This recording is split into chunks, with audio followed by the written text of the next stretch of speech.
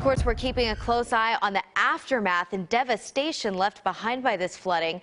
Mai Owens has been covering it all weekend. She joins us from Humphreys County. And Mai, you've been talking to people as this rescue and recovery effort begins today. That's exactly right, Elizabeth. Despite that warning, residents have been coming out as the sun came up to just try to go through their homes, some of their rental properties, to see what they can salvage, just taking in the massive amount of destruction. One of those people we ran into here with me now, Waverly Mayor Buddy Frazier, just walking around this morning. I know you've been talking to some of your residents. How has this entire process been for you? Okay, this is the most devastating disaster that we've ever experienced in this area.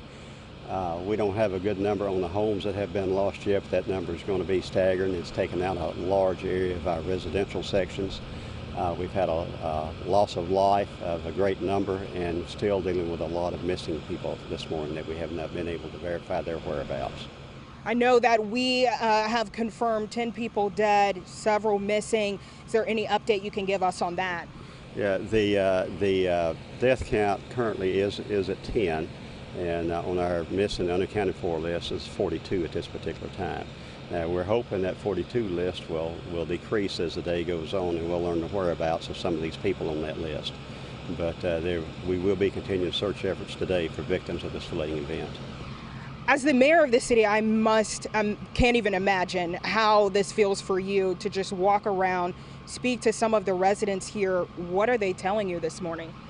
What I've gleaned from most people is how quick this event happened. You know, it was something like the quickness of a tornado, I guess, and some of them described it as a tidal wave when this creek crested. Of course, we received 18 inches of rainfall just east of Waverly, so all that flood water impacted us in a very violent surge and without warning yesterday, and it's just caught everyone totally off guard yesterday.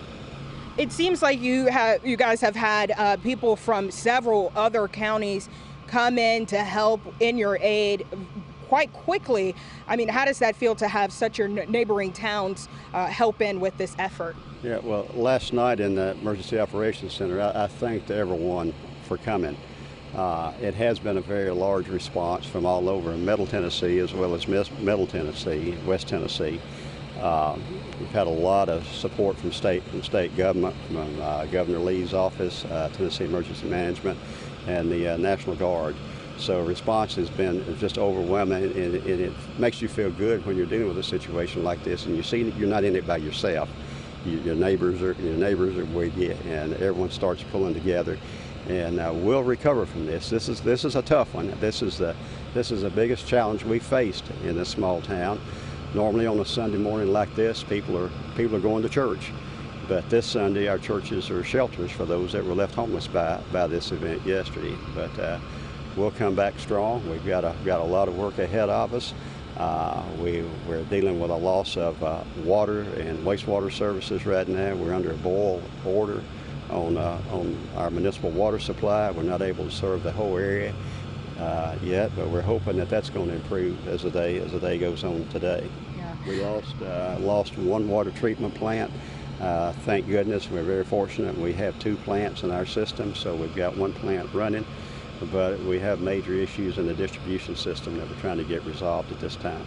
Yeah, a very big job for this morning, but I like what you said there, neighbors helping neighbors as these efforts to clean up this area continue. I'm going to send it back to you, Elizabeth.